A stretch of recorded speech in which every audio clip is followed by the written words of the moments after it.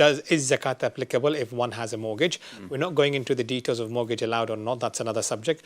But we wanted to clarify, and you said that we're going to discuss this in this episode, and that is if somebody has a mortgage, whether Sharia compliant or conventional, but they have mortgage, there is, we know, capital payment and interest payment. How does zakat work? Bismillah ar-Rahman ar-Rahim. Alhamdulillahi hamda shakirin. وأشهد أن لا إله إلا الله ولي الصالحين إله الأولين والآخرين وأشهد أن محمدا عبده ورسوله رب اشرح لي صدري ويسر لي أمري واحلل عقدة من لساني يفقهوا قولي سبحانك لا علم لنا إلا ما علمتنا إنك أنت العليم الحكيم. So this is an interesting question, and perhaps if I just try to unpack the question to give some context for all the viewers out there. So the question is in essence asking, am I allowed to deduct my mortgage payments from my zakatable assets? So I have my zakatable assets, cash, gold, silver, share, dividends from shares, or if I'm a day trader, then the actual market value of it. All of those are zakatable. And today's my zakat date, for example, my zakat due date. It's been said that actually you can deduct from your zakatable assets any qualifying debts. So am I allowed to deduct my mortgage payments, which are due, have fallen due by me having kind of signed on that dotted line to actually enter into that contract? So now I have that amount that's outstanding against my name, says the questioner. Can I deduct all of it, part of it? And if I'm doing parts, then is it going to be the capital amount alone, or the capital and the interest part included all? So that's in essence what the question is. Now, what we begun saying last week, and we'll complete the answer today, is that actually there's something of a variety, spectrum of views regarding the discussion when it comes to offsetting debts against your zakatable assets before calculating your absolute final zakatable asset on which you pay 2.5%. However, the preponderant view, the one that which we will advance from a fiqh angle, and which has kind of a very sound, at least rational underpinnings to it, Islamically speaking, alongside being a classical view from within the four schools of thought, or the madhahib, is the view that says actually if you have a qualifying debt, then that would be offset against your zakatable assets. That's to say, if, for example, for the sake of the question and the answer, if I lend Brother Qamarul, our presenter, £200, and he has £1,000 altogether, then actually the £200 are not his, and he pays zakat on his £800 only. Conversely, if I have, I don't know, £10,000, and actually I owe someone else £2,000, I only paid zakat on my £8,000. And so if you bring that principle to the discussion regarding a mortgage, in essence, the person may have, I don't know how much in their bank account, let's say £10,000 savings.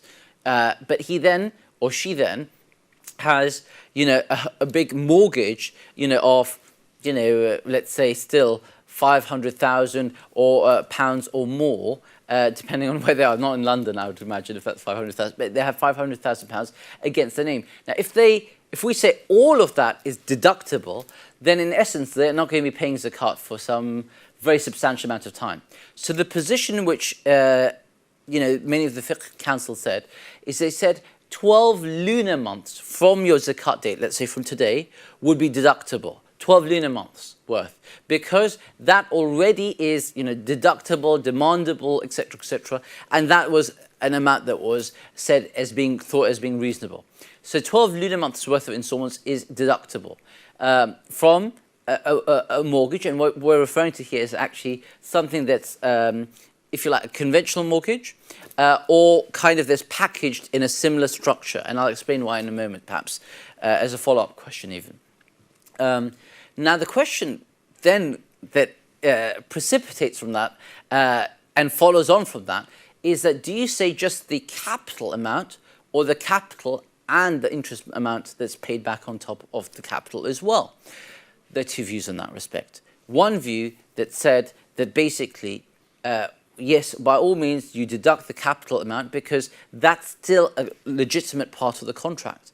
And so Islam says if you have a debt, then that's offsettable. You can deduct that from your assets. As for the interest part, then, you know, it's not from the characteristics of Islam to kind of give a rukhsa or concession, dispensation for something that it clearly states is impermissible, the riba part. The other approach was either because of the fatwa that kind of gave an exemption for the first house, or because they said irrespective, even if we do not endorse the purchase, ultimately it's still a debt that the person is going to have to pay. And thus, you know, the rationale behind deducting it from your assets, which is it's not going to be your money, it's not going to be staying with you, and it's already fallen due, that rationale holds true. It rings true even here, so you deduct the full amount. The capital and the riba part together, 12 lunar months. So there are two views. Now, you might ask, hang on a minute, that's a nice explanation. Hopefully you think it is a nice explanation. Inshallah. Inshallah. But once you've heard that, you're like, which view do I follow? Ultimately, you'd consider the arguments I've put forth.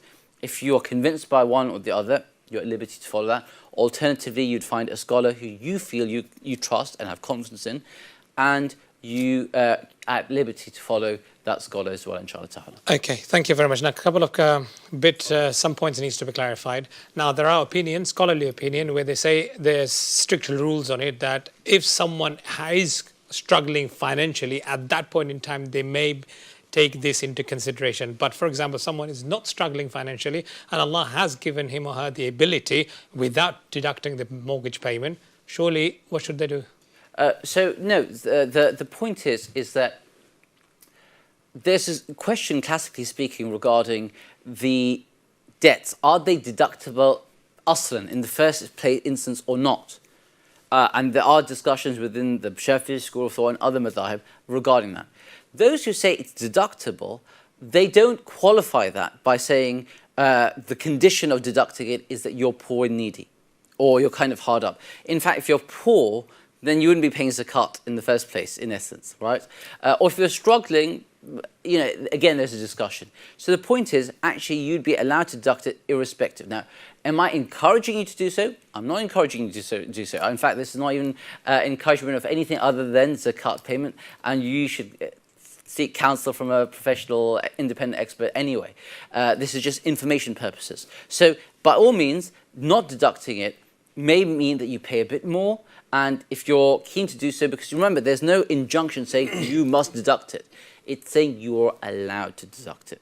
And that's the point. Okay, and it's not for me, therefore, sorry to... please. It's not for me, no matter how keen I might be to see everyone pay zakat and the poor benefit all the more so. It's not for me to obligate and mandate on you that which Allah has not mandated, or which hasn't got scholarly backing. So it's not within my kind of gift to say, no, you mustn't do so, or it's definitely better not to.